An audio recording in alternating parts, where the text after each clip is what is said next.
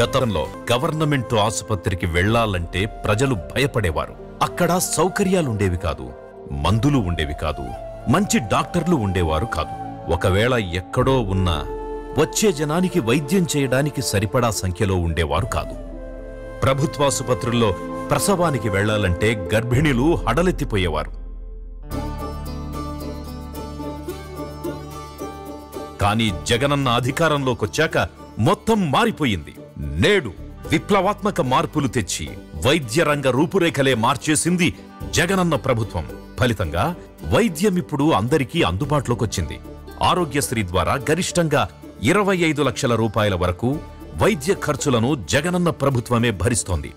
అంతేకాదు, రోగులు కోలుకునే సమయంలో వైఎస్ఆర్ ఆరోగ్య ఆసరా పేరిట ఆర్థిక సాయం కూడా అందిస్తోంది. అత్యాధునిక సౌకర్యాలతో కొత్త పిహెచ్సిలు నిర్మించారు.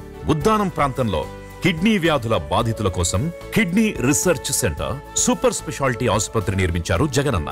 17 కొత్త ప్రభుత్వ మెడికల్ కాలేజీల నిర్మాణం చేపట్టారు. వైద్యం కోసం డాక్టర్ల చుట్టూ తిరగాల్సిన అవసరం లేకుండా మన ఊరిలోనే, మన ఇంటి దగ్గరే ఉచిత వైద్యం అందించేలా దేశంలో ఎక్కడా లేని విధంగా ఫ్యామిలీ డాక్టర్ విధానం తీసుకొచ్చారు.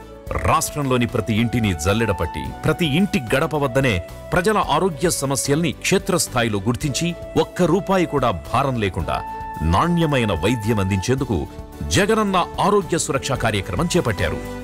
వైద్య విద్యను, ఖరీదైన వైద్యాన్ని సామాన్యుడికి చేరువ చేశారు.